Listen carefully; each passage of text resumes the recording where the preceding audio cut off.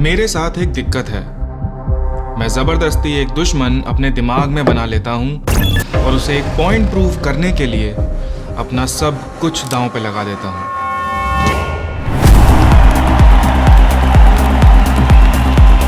Asia का largest motorcycle मेला India bike week 2025 में पंचगनी में था। कोई अपने फेवरेट इन्फ्लुएंसर से मिलने, फोटो खिंचाने आया है, तो किसी को क्रिएटर बनना है, किसी को इंस्पिरेशन चाहिए, किसी को गेयर, किसी को स्टंट देखने हैं, सबको पोल टेरेस देखना है, किसी को नेटवर्किंग करनी है और किसी को चिरकुटिंग। मैं यहाँ था भी और नहीं भी। एक क्षितिज था जो इंडिया बाइक वीक की चकाचौंध भरी दुनिया के बीच नाच रहा था, मजे ले रहा था, द कंटेंट क्रिएटर। और इसी चकाचौंध वाली दुनिया कंटेंट के तौर तरीकों पर गुस्साने वाला दूसरा क्षितिज था, जिसको तो यहाँ होना ही नहीं था। और बीच में हूँ मैं, जो इन दोनों क्षितिज को देख रहा है और ये कहानी आपको सुना रहा है।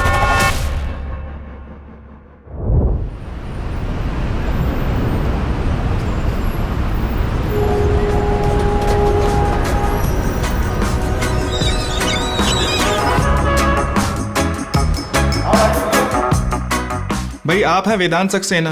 इंस्टाग्राम पे मुलाकात हुई और राब्ता बना। अब कहने को तो ये सोशल मीडिया पर हैं, मगर व्लॉगिंग 10 दिन के लिए है ये आपकी bike, fully loaded up for you and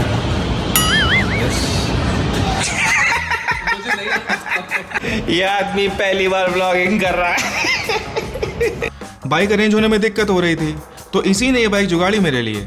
और हमको बाइक ही क्यों चाहिए? यातायात के बाकी माध्यम क्या खत्म हो गए हैं? और इसी के साथ इंडियन जनता हमको चिल्लाने वाली है हमारे ऊपर, हमारे पहले फीडबैक से। बहुत नीचे लग रही है, very lower. Performance and all तो पता लगेगा जब चला करके देखेंगे, पर from my first impressions this is definitely going to be something new. कुछ नया है ये। how would you say it compared to Tenere? I mean, this will be a different machine altogether. वो तो है, छोटी तो है आपके लिए। नॉट जस्ट बाइक, अपना एक्शन कैम और काफ़ी सामान स्वेच्छा से दिया ताकि ये कहानी हम आपको बेहतरी से दिखा सुना पाएं। ये लगेज सिस्टम नहीं दिया उसने, वैसे एक कंपनी ने हमको टेस्टिंग के लिए भेज दिया था। भाई, कुछ तो फायदे हैं कंटेंट क्रिएशन की दुनिया के, इसमें तो कोई दो राय नहीं है। फिलहाल वेदांत ने काफ़ी हेल्प करी और सबसे बड़ी बात, इसने मुंबई में अकेला फील नहीं होने दिया। फेंक नहीं रहा हूँ, ऐसा नहीं है कि ये सब सामान किसी और तरीके से अरेंज नहीं हो पाता, पर जैसा मैं हमेशा कहता हूँ ना, सक्षम तो हम सब हैं, कमी तो साथ की है।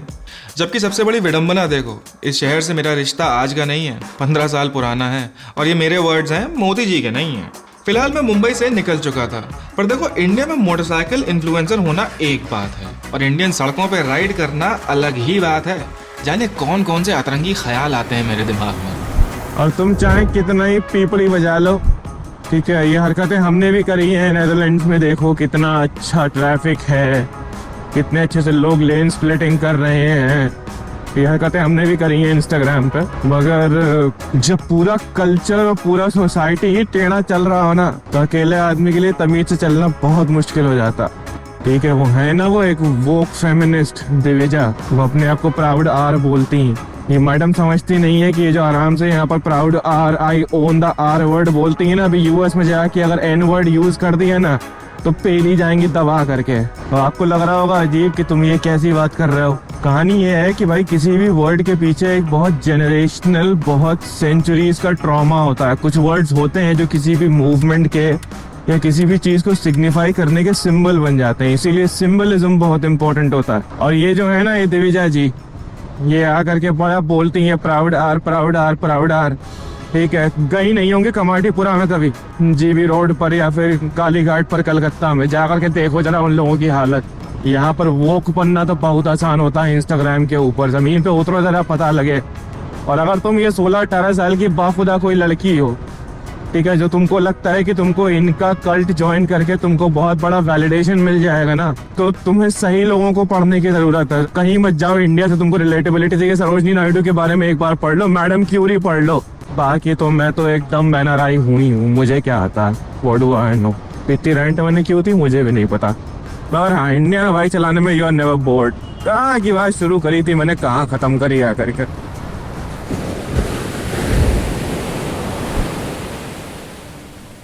मैं जिस जगह हूँ ना, बांद्रा में, आज से 12-15 साल 12-13 साल पहले जब मैं मुंबई में था ना, तो मैं इस जगह आता नहीं था। हम थाने में ऊपर रहते थे जाकर के सबर्ब्स में, इतनी सैलरी इतनी थी नहीं, और इस जगह आओ तो सब महंगा है। यहाँ बाजू में शाहरुख खान का घर है।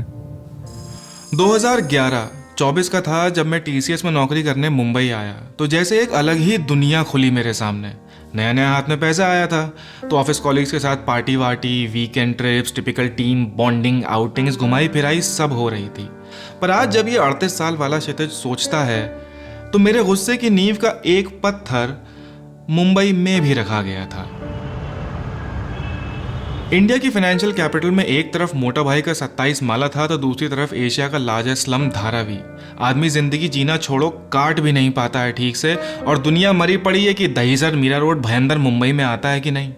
ऊपर से मुंबई की महंगाई, भाई 18,000 की सैलरी पे 16,000 फ्लैट का किराया और 75,000 डिपॉजिट कैसे देगा एक फ्रेशर 2011 में। जब वो था, मुफलिसी थी, गरीबी टाइप थी, तो ये बड़ा अच्छा लगता था। और आज जब यहाँ बैठे हैं इसी एरिया में, एयरबीएनबी लेकर के बैठे हैं, सब कर रहे हैं, मजेदार हो रहा है सब, अब तो कुछ अच्छा नहीं लग रहा। मैंने इंडिया नहीं देखा कभी ठीक से। 2013 में जब नेदरलैंड्स में सेटल हुआ तो घूमने का चस्का लगा, लपेट के घूमा यूरोप, और घूमते घूमते पहली बार ऐसा लगा I am growing as a person. और जितना मेरी समझ डेवलप हो रही थी, नए पर्सपेक्टिव्स मिल रहे थे, उतना मैं और चिड़चिड़ाता जा रहा था। खींच सवार हो रही थी यूरोप की कॉलोनियल हिस्ट्री और इंडिया के करप्शन पर। 12 साल बाद अब मुझे यूरोप नहीं इंडिया देखना था।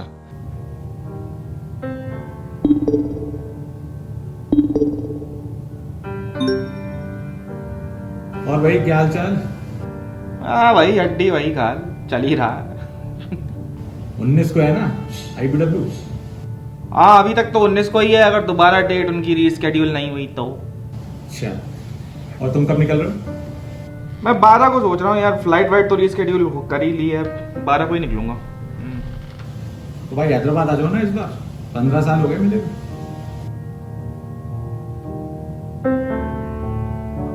नहीं हो पाएगा भाई, रूट पे नहीं है, कहीं और ही निकलूंगा मैं।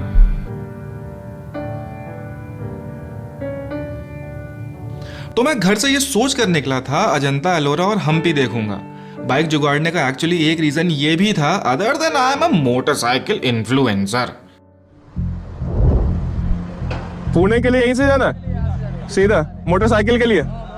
Okay, thank you. New express highway चला रहा था, हमको ये बात पता नहीं थी, सीरियसली बोलूं तो अब याद आया है मुझे। हाँ, एक एक्सप्रेस हाईवे हुआ करता था जिसपे मोटर बाइक्स अलाउड नहीं हुआ करती थी। हमने दबा दी अपनी गाड़ी।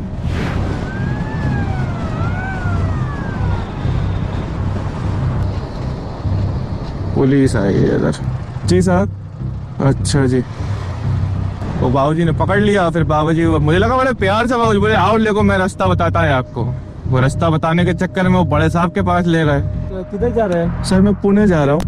ये रोड नहीं है ना आपके लिए? मैं बाहर रहता हूँ। किधर रहते हैं आप? मैं फॉरेन में रहता हूँ। मैं अभी 2 हफ्ते के लिए इंडिया आया हूँ बस। ठीक है, आप एक काम करो, ये रोड आपका अलाउ नहीं है। हाँ दुकान दिखाएं। ऐसा है जब हाँ। वहाँ से आप निकल के एग्जिट करके देता हूँ, तो वैसे सब आप रास्ता बता दो कहाँ से जाना। हाँ, आप गुना करो। मुझे लगता है ये हाईवे मेरे लिए है नहीं। आप कहाँ से हो? मैंने कहा मैं बाहर से हूँ, मैं यहाँ रहता नहीं हूँ। भाई गूगल ने दिखाया, मैं चल पड़ा। अभी अगर ये नेदरलैंड में होता तो भाई साहब जो पेल के फाइन लगता ना, वैसे वहाँ ऐसे कोई रोड ऐसी है नहीं नेदरलैंड्स में कि जहाँ आप बाइक का कार लेके ना जा पाओ। सॉरी, बाइक लेके ना जा पाओ। कोई कार्स ओनली कुछ ऐसा है नहीं वहाँ पे।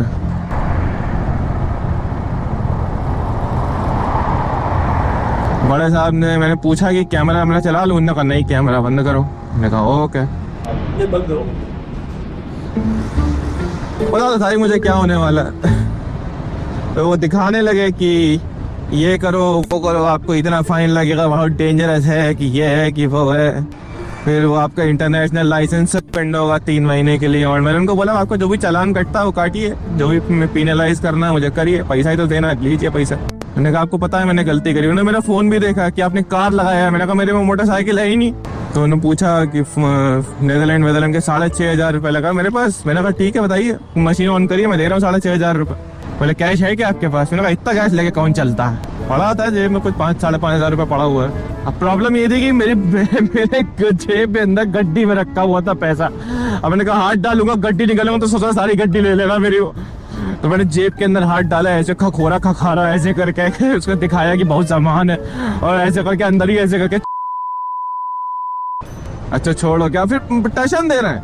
बाजू वाले कह रहे हैं जाओ देखा है, जाने दे क्या, मदद कर दे क्या किसी की? बोले जाने दे, मदद कर देते हैं किसी। फिर तो बड़े पैसे, लाइसेंस रख लो अपना, ये रख लो अपना, कुछ छूट ना जाए। वही है ना कि हम कितना ही गाना गा लें सिस्टम के सही होने का, नॉन करप्ट होने का, जब पूरा सिस्टम ही एक तरीके से चल रहा हो ना तो बहुत मुश्किल होता। It was good fun, good incident. वाकई। फिलहाल जाम में फंसे हुए हैं और मुझे मम्मी को करना है फोन, कोई चाय की टपरी मिले, देखिए क्या कर रही है वो। मैंने कहा था मैं पौन घंटे में फोन करता हूँ, आधा घंटा और डिले हो ही गया है। जब मैं मुंबई पहुंचा ना तो कुछ अजीब ही हुआ। पुराना सब कुछ याद आ गया, गुस्सा और बैगेज दोनों। मैं घर भी नहीं जा पाया था तो घर को अपने पास बुला लिया। अजंता कहाँ भागा जा रहा है? मम्मी तुम बेटा एक ब्लॉगर की वीडियो में आने वाली हो। हाँ, कौन लौंडा ने क्या किया जिंदगी में उखाड़ा, ब्लॉगर बना जाकर। तो बिल्कुल ही नहीं कर पाती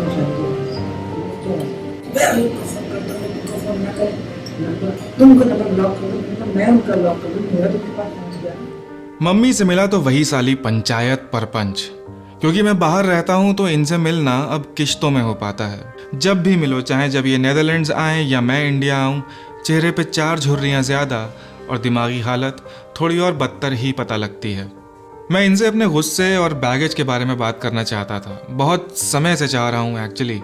एक इमोशनली इंटेलिजेंट कॉन्वर्सेशन जिसमें ब्लेम गेम, फिंगर पॉइंटिंग नहीं, बस एक्नॉलेजमेंट और एम्पैथी हो।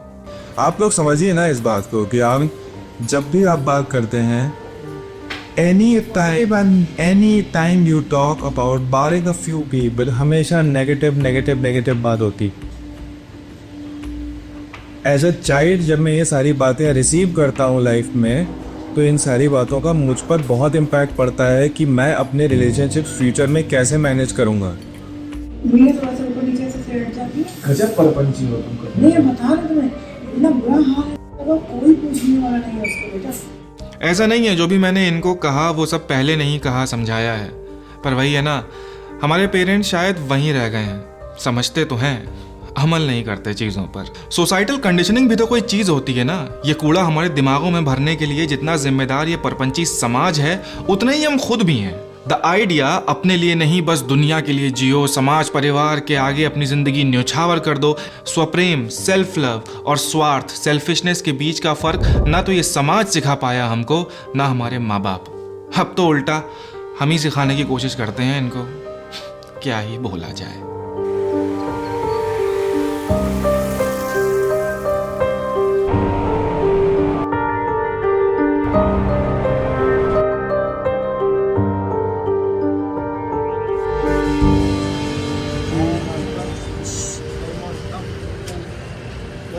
भैया चाय में इतनी चीनी, ओट चिपकते हैं मेरे।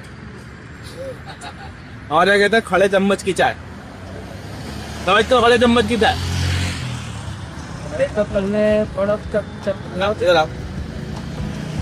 चाय में इतनी शक्कर डालो कि चम्मच रखो तो चम्मच खड़ा हो जाए, उसे कहते हैं खड़े चम्मच की चाय। सुनने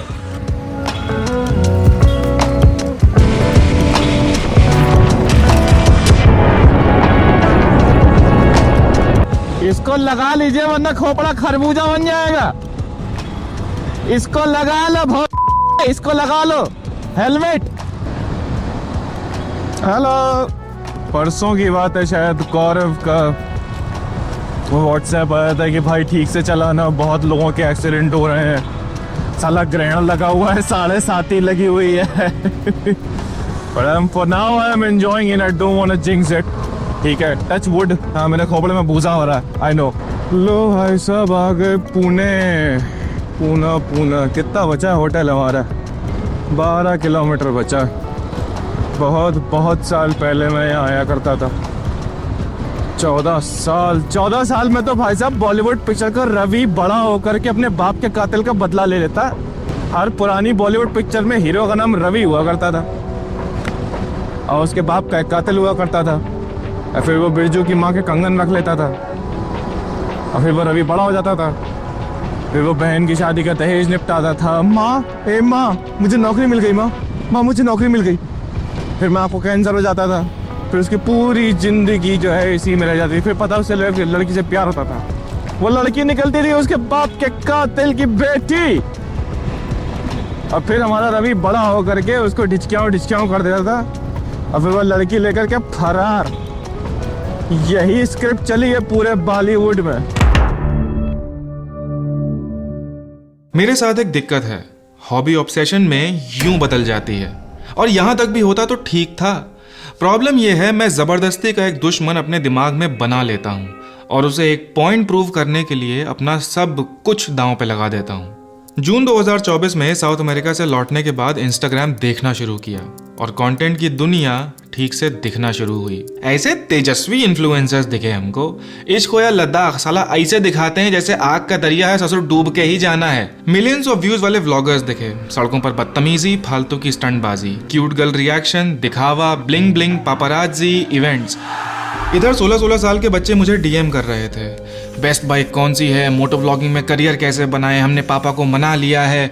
और ये सब मुझे बुरी तरीके से इम्पैक्ट कर रहा था। मैं हर बार अपने बच्चे के बारे में सोचता था। दिन हो या रात, खाना हो या नहाना, जगना हो या हगना, मैं सिर्फ कंटेंट कंज्यूम कर रहा था। इंडिया बाइक वीक कुछ होता है ये भी पता चला, और बहुत सारे क्रिएटर्स, ट्रैवलर्स जिनका कंटेंट मैंने खुद कंज्यूम किया है, उनको बिग ट्रिप स्टेज पर जाते हुए देखा। Not those cringy guys I just talked about, the really good guys. मुझे इंस्पिरेशन आई, मैंने IBW को डीएम किया।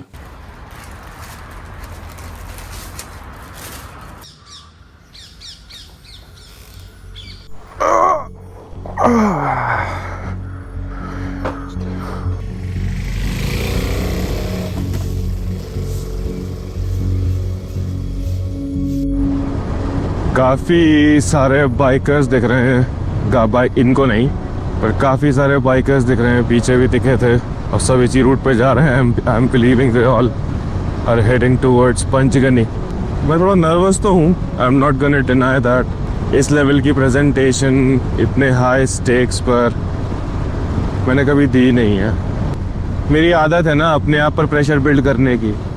तो अक्टूबर 2024 में IBW को डीएम करने से पहले थोड़ा मोड़ा कंटेंट इंस्टाग्राम पे डालना शुरू कर दिया था। भाई मेरे दिमाग में तो मैं बहुत बड़ा तीरंदाज हूँ, साउथ अमेरिका ट्रैवल करके आ गया हूँ, मगर साला कोई रिकग्निशन ही नहीं है, कोई पहचान ही नहीं रहा है। मतलब हम तो शादी के वो जीजा है ना जिनका सम्मान नहीं हुआ।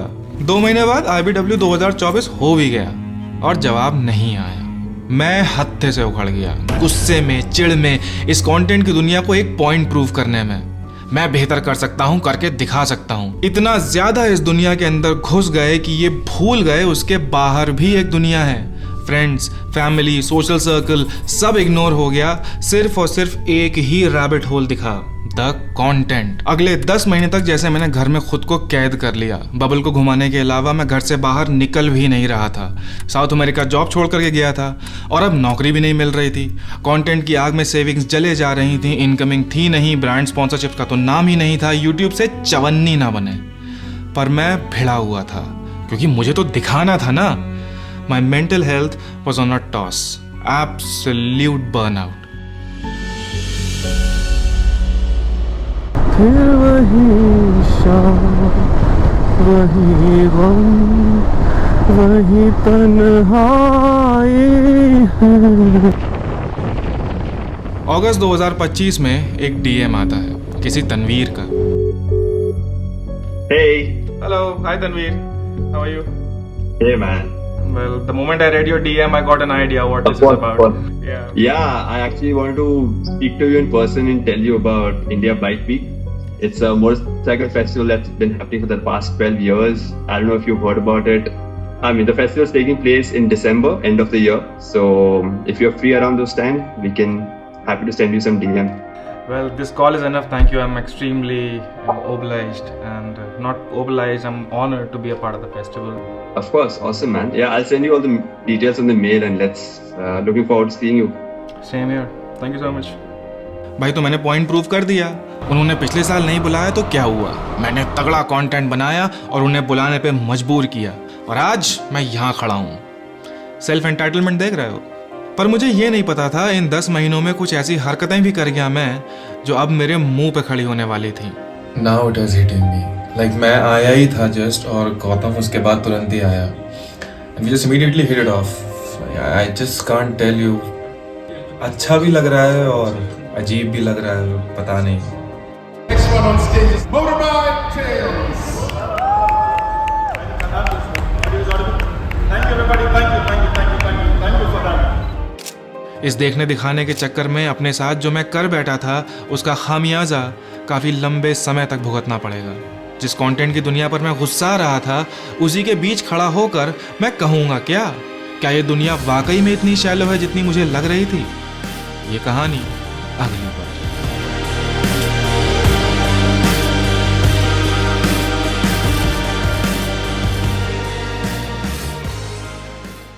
हाय, वीडियो को यहाँ से देखने के लिए बहुत बहुत शुक्रिया। बस 2 छोटी सी बातें करनी है।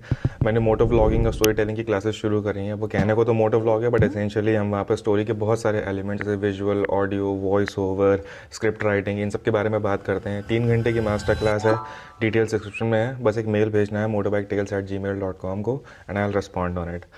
Second, thank you for sticking around and do like, share, subscribe. ये रहा मेरा डिजिटल कटोरा। अगर आप मुझे सपोर्ट करना चाहते हैं तो drop a time if you like and do share it and I see you in the next one. Cheers.